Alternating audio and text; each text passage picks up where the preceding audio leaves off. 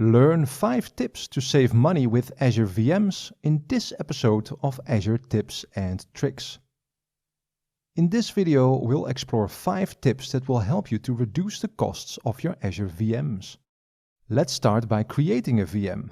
Here in the Azure portal, I click on Create a Resource and here select the Compute category and select Virtual Machine. Okay, here we go. I'll start by selecting a resource group. OK, and give it a name, like this. And pick a region. That's it. And I'll also select another VM image. The first thing that we can save money with is Azure Spot Instance. This can save up to 90% of the normal VM price. You pay up to the maximum price that you optionally agree to in advance. The catch is that your VM might be stopped when other users need the underlying Azure resources.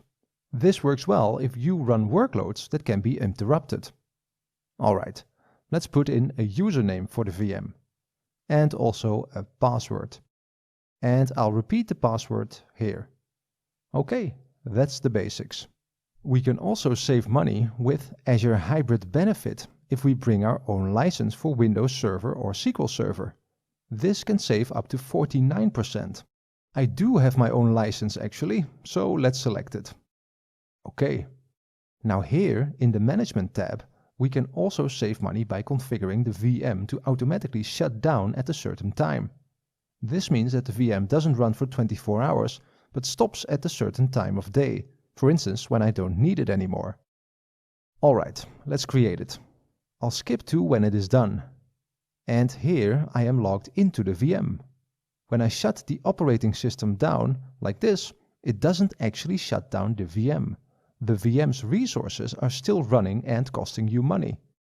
But when you stop the VM, like this, you deallocate its resources and only pay for the minimum costs of the VM.